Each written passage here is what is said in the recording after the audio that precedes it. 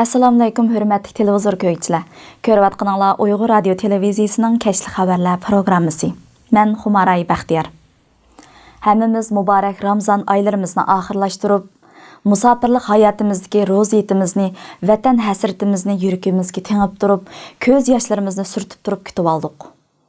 Cenab-ı Allah'tan yet bayramlarımızı öz tuproqlarımızda ötküzüşni hər vaqt tilaymiz və müstəqilligimiz üçün qol tutub köreş qılımız. Bu yıl bizning hamkorlik yilimiz, jam bo'lish yilimiz bo'lsin. Hörmətli televizor köykçülər, bugungi programmamızda biz dunyoning har qaysi joylarida yuz bergan Uyg'urlarga doir bir qism xabarlar va dunyo xabarlarini huzuringizga sunamiz.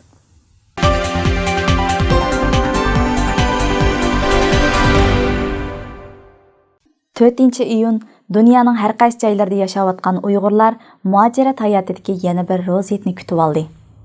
Hit qavm qayrindosh, el-yurt, do'st yaranlar jam bo'lgan, kishilar oralaridagi adovatlarni tugitib, bir-birini mehr bilan quchoqlaydigan, birlik ittifoqlikni kuchaytiradigan xosiyatli bir kundir.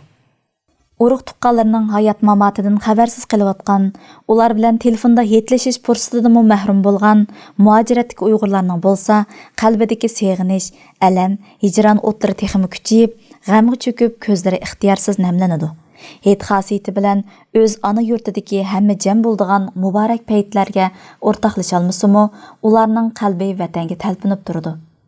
Dunyoning har joylarida yashayotgan Uyg'urlar farzandlarini agashtirib, o'zlari turishliq davlatlardagi jamilarga berib, ro'ziyat namozini o'qidi. Hitning xosiyati bilan bir yerga to'plangan Uyg'ur jamoati mehr bilan bir-birining oyimini tabriklab, o'zaro qo'l elishib ko'rishdi hamda birlikda yetlashdi.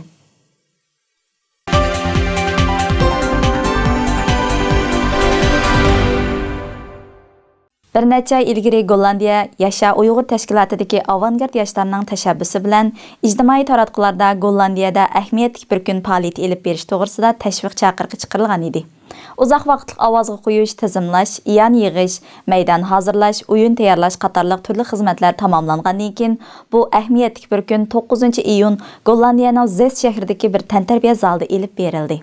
Ahamiyatli bir kun faoliyati cho'ng tipdagi ko'ngil ichish faoliyatlari bilan yetilayotgan yosh o'smirlar va Gollandiyaga yangidan musofir bo'lib kelgan yoshlarga Uyg'ur jamoatining sehr kuchini his qildirish, ularning mehrini Uyg'ur jamoatiga bog'lashni maqsad qilgan bir faoliyatdir.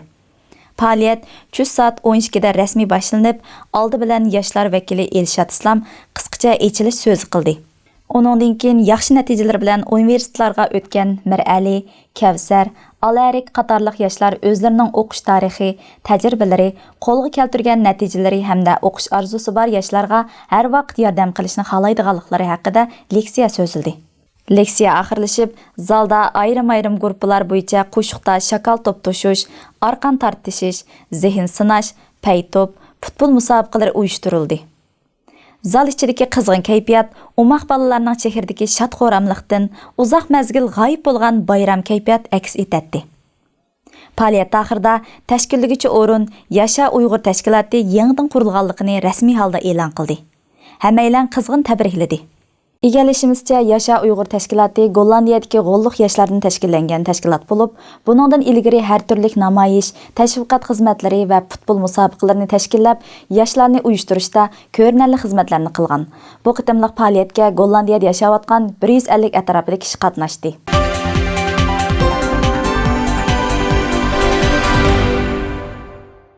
Germaniyaning Baden-Württemberg o'lkasiga tava har qaysi shaharlarda yashayotgan 200 ga yaqin Uyg'urlar yillardan beri mukammal bir jamoat to'pi bo'lib tashkillanib, et bayramlarini birlikda o'tkazishib, vatanning an'anasini davomlashtirib kelmoqda.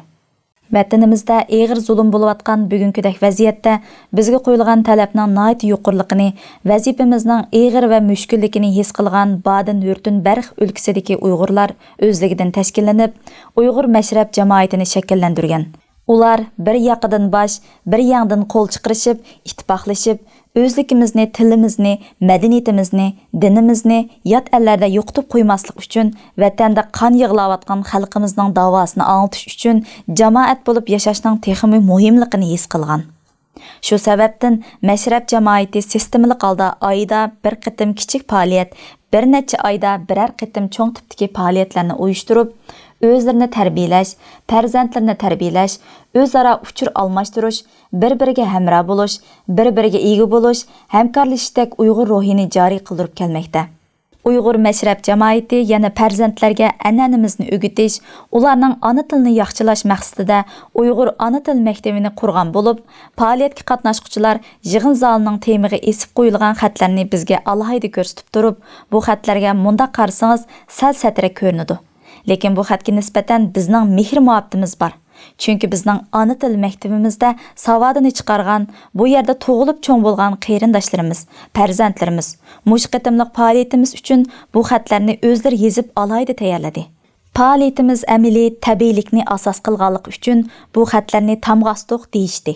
Yigitbeshi Yalqin Hajim bu qitimliq faoliyatning ahamiyati haqida so'zlab, bu o'lkada yashayotgan butun Uyg'ur qarindoshlar bir yerga jam bo'lib, ro'zaytimizni tabriklayapmiz. Bu qitimliq faoliyatni yangidan kelgan qarindoshlarimizni kutib olish va Sharq Turkistondagi xalqimizning ustidan elib berilayotgan etnik qirg'inchilikqa qanday tadbir qo'llanish, chet elda yashayotgan Sharq Turkistonliklar nima qilishimiz kerakligi haqida fikrlashish, shundaqla ona til maktabimizning natijalarini muayyanlashtirish, bu maktabda o'qiyotgan farzandlarimizning emgak mevalari bilan o'rtoqlashish uchun uyushtirgan edik. Ko'zlagan maqsadga yetdik dedi. Faoliyat boshlanib, eng avval yurt cho'nglardan Habibulla Qarim muajiratda islomni ching tutishning ahamiyati to'g'risida, Abdushukur Hajim hozir qanday qilishimiz kerak degan temada, Turnisa xonim amaliy turmush orqali farzandlarimizni uyg'urcha tarbiyalashning roli to'g'risida ayrim leksiya so'zildi. Qarindoshlar, ismim Mayra. Bugun Qarsuda faoliyat o'rinlashtirildi. Bu faoliyat nihoyat ahamiyatli bo'ldi. Chunki bolalarimiz nihoyat inoq xushal Uyg'ur urf-odatlarimizni o'rganib, savollarimizga yaxshi javoblar berib, shunday ahamiyatli bo'ldi. Biz bu ko'rishadigan jiroqdagi yaqindagi qarindoshlarimiz bilan jam bo'ldik. Sunuq tilimiz boshqacha yo'q edi. Shunday har doim Uyg'urlar birlikda jam bo'lib faoliyatlarni ahamiyatga o'rlashtirib tursak, inshaalloh bu vatanimizni qo'limizga olamiz, Xitoyning qo'lidan. Bence ittifaqlık en mühim. Hürmetli qarindoshlar, bugün biz bu yerda Karlsruhe shahrida biz Germaniyaga yangi kelgan qarindoshlar Karlsruhedagi mashrab jamoatininki kutilish qilishdik. Bu munosabat bilan mashrab jamoatiga ko'pdan-ko'p rahmat aytamiz. Biz bu yerga kelgandan keyin shuni his qildikki, muhojirat Uyg'urlarninki ishg'oliyatga Sharq Turkistondan iborat shu zaminni ozod qilishdan, mustaqillik qilishdan iborat shu vazifani ustimizga ilish uchun Uyg'urlar o'zininki Uyg'ur degan nomiga yarashgan holda u ishdan iborat bir kuch shakllanishga intayin muhimlikni his qildik. Bu qitimli faoliyat nihoyat yaxshi bo'ldi. Bu qitimli faoliyat orqali bizningki vatandagi ahvol yana butun anlatildi, o'zaro tushunish bo'ldi. Lekin dushmanimiz Xitoylarga qanday qilgan taqobil tura olamiz haqida bu ba'zi fikrlar o'tirib qo'yildi. Shundaqla biz o'zimizningki sharoitimizni paylab, nima ishlarni qila olamiz bu haqda o'tirib qo'yildi. Shundaqla bolalarimizga milliy diniy jihatda nurg'un yaxshi faoliyatda o'rlashtirilib, bolalarga o'zimizning milliy alaylikları, milliy urf-odati, mesela bu qitim yig'ilishimizga yana bir munosabati, ro'zit munosabatidan yig'ildik. Shu ro'zitning qanday qilishda mush jihatlarda bolalarga yaxshi bir dars berildi. Shunga men dunyoning har qaysi joylaridagi qarindoshlarga jamoatlashninki, ya'ni mush mashrab shaklda, har xil shaklda, bir kollektiv shaklda faoliyat olib berishning muhimligini tashabbus qilaman. Ko'pchilik rahmat. Onundan keyin ana til maktabining yetakchiligida bir qitimliq zehn sinash musobaqasi elib berilib, musobaqa qatnashgan farzandlar mukofot buyumlar bilan rag'batlantirildi.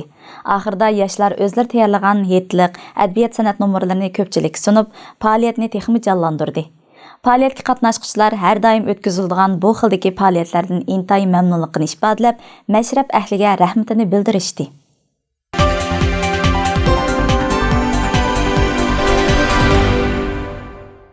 Hong Kong hukumatining Xitoy bilan bo'lgan jinoyatchilarni o'tkazib berish belgilamasiga tuzitish kirgizish tashabbusiga qarshi 9-iyun 30 yildan beri ko'rilib boqmagan zo'r namoyish qo'zg'aldi.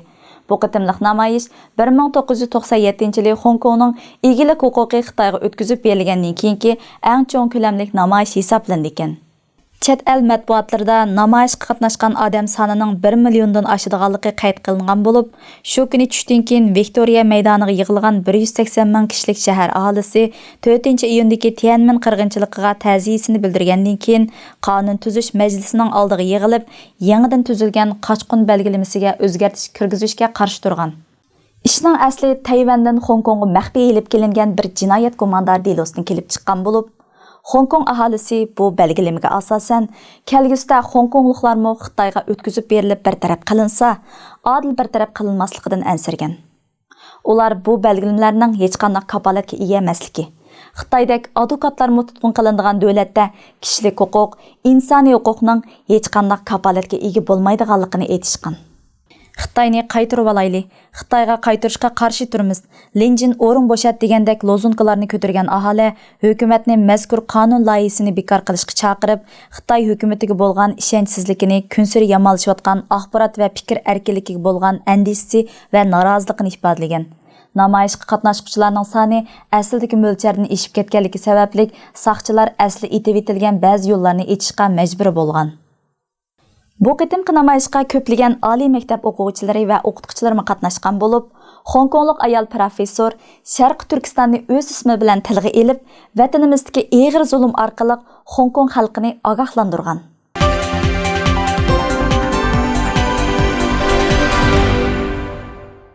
Buningdan 30 yil burun, ya'ni 1989-yili 6-oyning 4-kuni butun dunyo matbuotlarini zilzilaga keltirgan Tiananmen o'quvchilar harakati Xitoy hukumati tomonidan qonliq bostirilgan edi.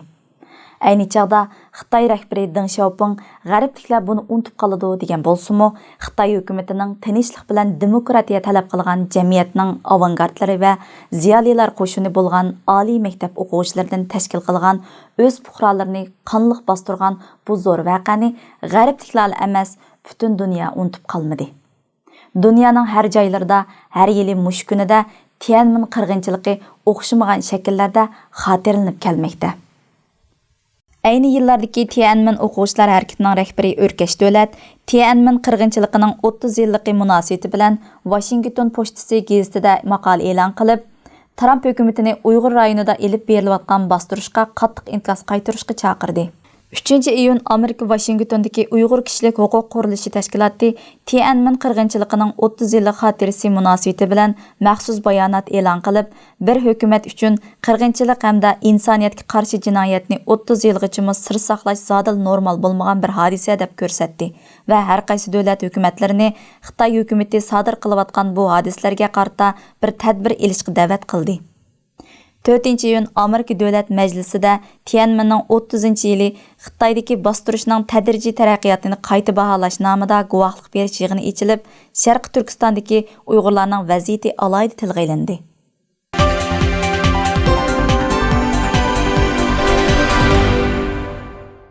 Kanada Bosh ministri Justin Trudeau Xitoydagi Tiananmen qatlamining 30 yilligini xotirlash kunidagi bergan bayonotida Xitoydagi jazo lagerlariga solangan Uyg'ur va boshqa oz sonli musulmonlarni qo'yib berib, jazo lagerlarini taqashni talab qildi.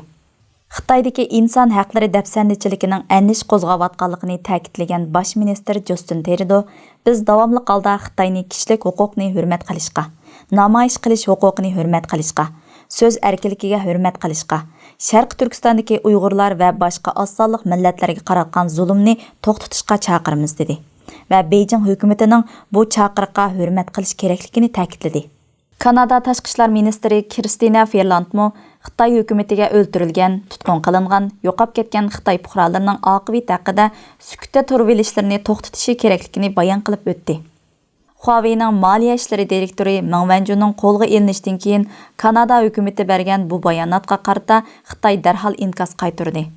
Xitoyning Ottawa'dagi bosh elchisi bosh ministr Justin Trudeau va uning hukumatining bergan bayonotini qo'pollik bilan ayblash deb, buning ochiq shaklda Xitoyning ichki ishlariga aralashish ekanligini ifoda qildi. Beijing Kanadaning Amerikaning talabi bilan Xitoyga qarshi siyosat yurgizayotganligini ilgari surdi. Xitoy bundaq ushuqlikni burunmi qilgan bo'lib, azaldan o'zini yo'lliq ko'rsatishga urinib kelgan Xitoy davlatlar o'rtasidagi munosabatni ko'kamilik bilan bartaraf qilishga odatlangan. Buningga Huawei'ning moliya direktori Meng Wanzhou voqeasi va Xitoyning o'chilish usuli aniq misol bo'la oladi. Huawei'ning bosh lideri Ren Zhengfei'ning qizi bilan Huawei'ning moliya direktori Meng Wanzhou 2018-yili 12-oyning 1-kuni Kanadaning Vancouver aerodromidan Meksikaga uchish oldida Erondan mablag' yo'tkab, pul yuvish qilmishlariga qatnashgan degan jinoyat bilan tutqun qilindi. 11 dekabr Kanada sud mahkamasi Huawei guruhi muavin mudiri Meng Wanzhou'ning salomatlik ahvolini ko'zda tutib, shartlik holda kepillikka qo'yib bergan. Kepillik shartida Meng Wanzhou'ning Kanada hukumatiga 10 million Kanada dollari to'lishi, buning orasida 7,5 million dollar naqd pul bo'lishi, Meng Wanzhou'ning Vancouver'dagi turalg'usida turishi, putiga iz qo'g'lash uskunasi taqishi, bekitilgan doirada harakat qilishi, pasportni topshirishi, bekitilgan qo'g'dug'ichi shirkatidan odam yollab har vaqt kuzatchilikka qo'yishi, aloqa uzilib qolmasligi, buyurilgan vaqtda sotqa chiqishi qatorliqlarni talab qilgan. Kanada Federatsiya Adliya Ministerligi 1-mart e'lon qilgan bayonotda Meng Wanzhou'ni Amerikaga o'tkazib berish musofasining rasmiy boshlanib, British Columbia shtatlik oliy sotiga huquq berilganligini bildirdi. Bu vaqa Xitoy Kanada o'rtasidagi ziddiyatning boshlanishi bo'lib qoldi. Meng Wanzhou tutilgandan keyin Xitoy o'chilish xarakterlik javob qaytarib, kanadalik ilgirki diplomat Michael Coverger bilan korxonchi Michael Spauerni jasuslik bilan ayblab qo'lga oldi. Buningdan boshqa 2016-yili zar atkazchilik qildi deb 15 yillik qamoq jazosiga hukm qilingan Kanada fuqarosi Robert Selangbergni qaytadan sotlab o'lim jazosi berdi. Bu ahvollar Kanada bilan Xitoy orasidagi vaziyatni qatmanlashtirib etdi.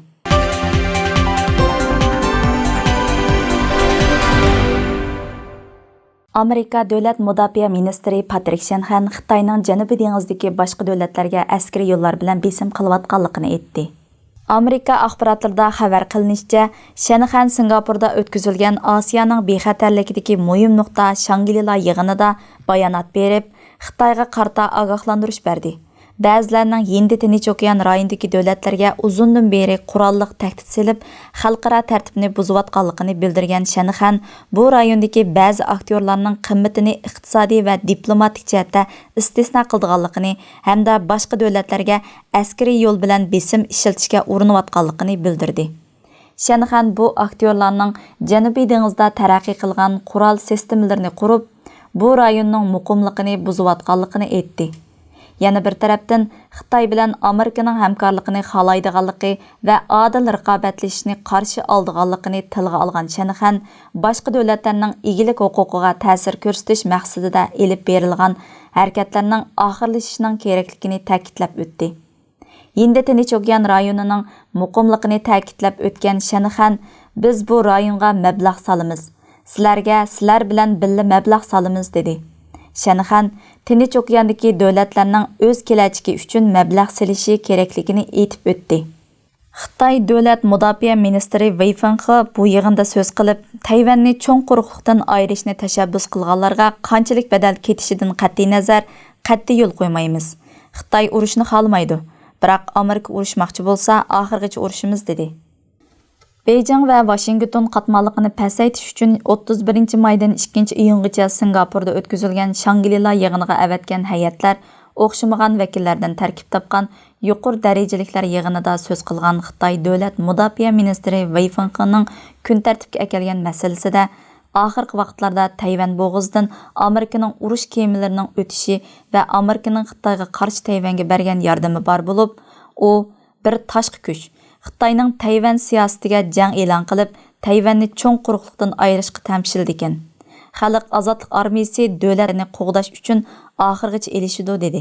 Tayvan masalasida qanchalik badal kasimi qat'iy tavranmaydiganligini bildirgan Fenghe yana monolarni bildirdi.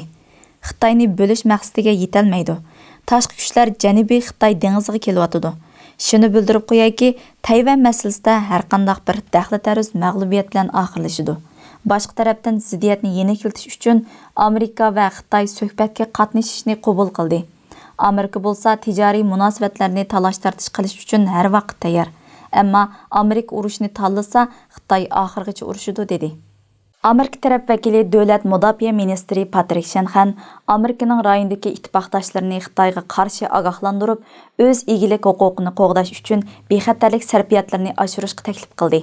Cuma kuni mo'tadil so'zlagan Shanahan shanba kuni Xitoyning rayonda yoshirin tahdid ekanligini ishoratladi.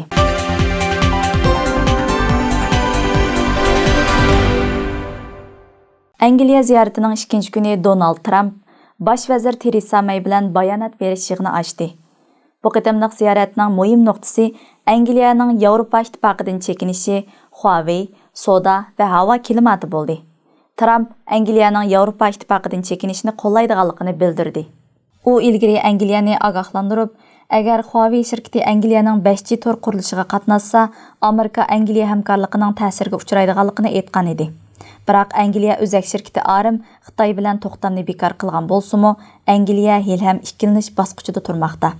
Trump bu vaqtda so'ralgan savolga Amerika bilan Angliya bu vaqtdagi farqli qarashlarni bartaraf qila oladi. Biz Huawei va boshqa temalar haqida aniq bir kelishim tuzimiz dedi. Hamda Angliya bilan nihoyat yaxshi bir birlik sap va o'rtoqlik munosabati ichida ekanligini bildirdi. Theresa May ikki davlat orasidagi farqli qarashga ega bo'lgan iqlim masalasida to'xtalganda, Angliya Amerika chekinib chiqqan Paris kelishimiga hali ham amal qildiganligini, Erondan kelgan xatarni bartaraf qilishda ikki davlatning farqli qarashga ega ekanligini bildirdi.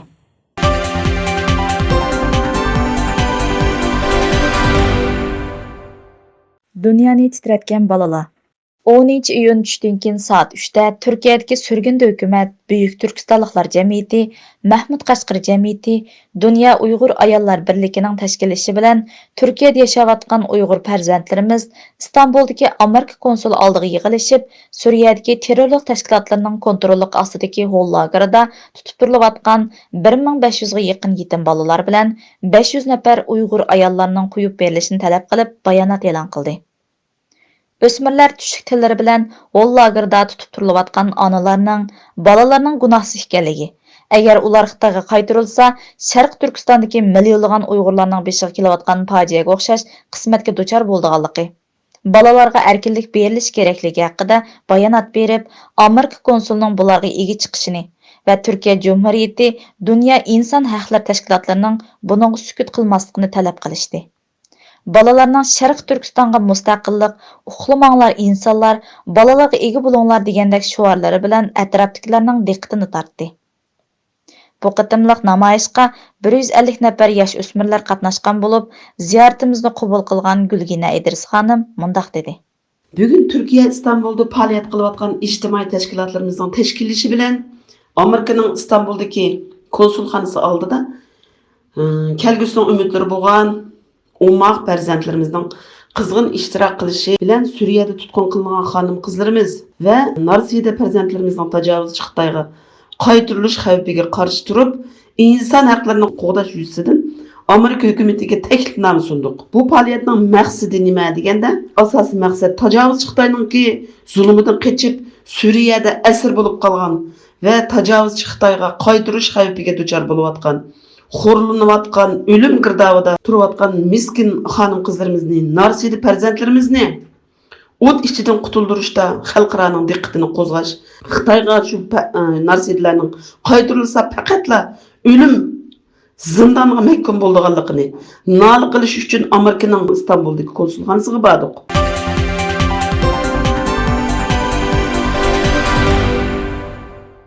Hurmatli televizor ko'ruvchilar, bugungi xabarimiz mush yerda oxirlashdi. Kelar qatimli xabarimizni ko'rishaylik. Xayr xo'sh.